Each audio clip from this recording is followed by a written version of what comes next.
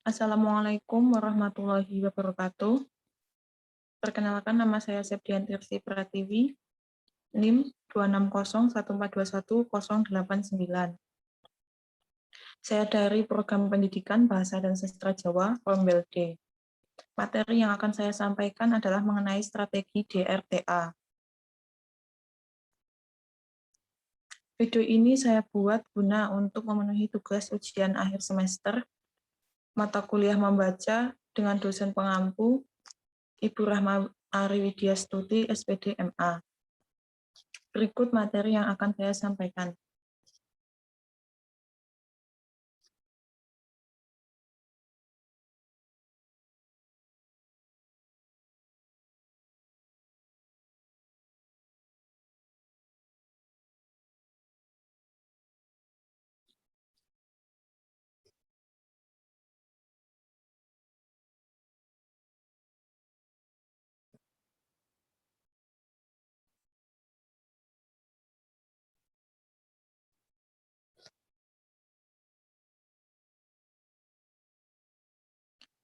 Yaitu mengenai strategi DRTA. Apa sih DRTA? DRTA yaitu Directed Reading Thinking Activity. Strategi DRTA merupakan strategi yang memfokuskan siswa terhadap teks sehingga siswa dapat memprediksi isi dari cerita dengan membuktikannya ketika membaca.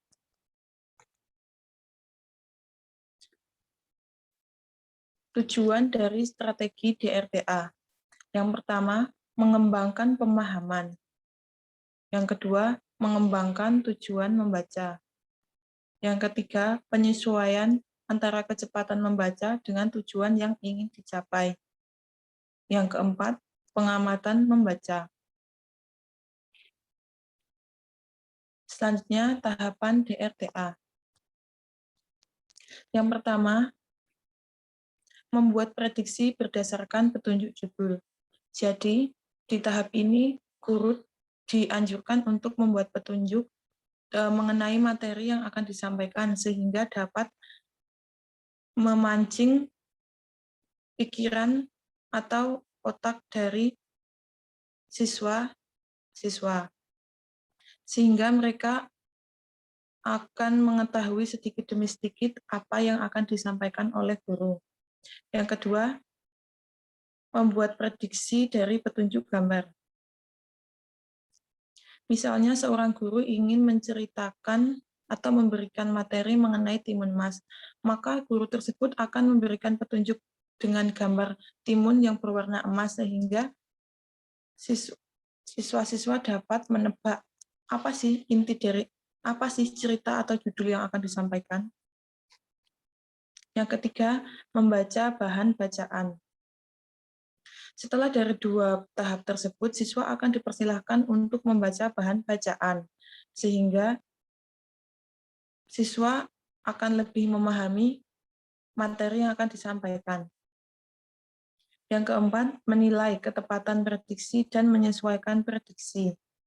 Setelah selesai membaca, maka siswa akan dipancing mengenai isi-isi dari cerita tersebut. Jika siswa dapat menjawab sesuai dengan pertanyaan, maka siswa tersebut berhasil mengetahui atau mencapai tujuan dari strategi DRTA ini. Yang kelima, guru mengulang lagi dari tahap 1 sampai 4. Jika siswa masih belum mengetahui atau masih belum paham dengan bahan bacaan, maka guru akan mengulang strategi tersebut dari awal.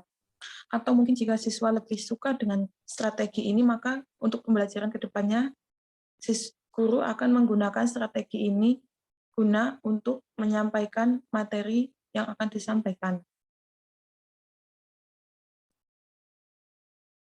Selanjutnya, kelebihan strategi DRTA. Yang pertama, membantu siswa dalam memperoleh gambaran keseluruhan dari materi yang sudah dibacanya. Yang kedua, menarik minat siswa dalam belajar.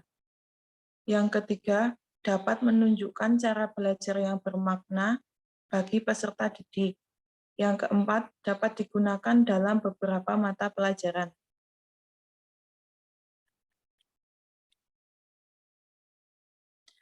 Selanjutnya, kelemahan strategi DRTA.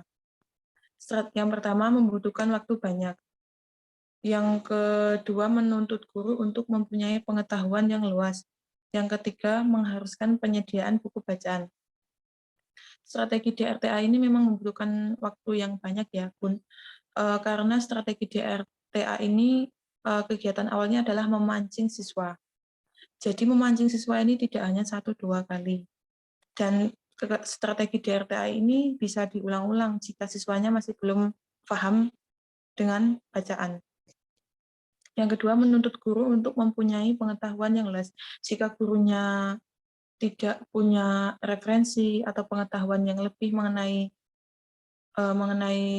strategi ini atau mengenai materi yang akan disampaikan menggunakan strategi ini, maka guru tersebut akan bingung. Jadi, guru harus mempunyai pengetahuan yang luas guna untuk memperdalam dan dalam memberikan materi kepada siswanya.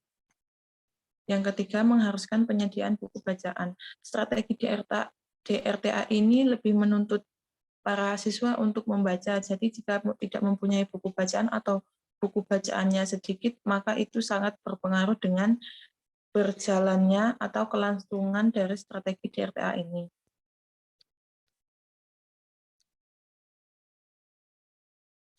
Terima kasih. Wassalamualaikum warahmatullahi wabarakatuh.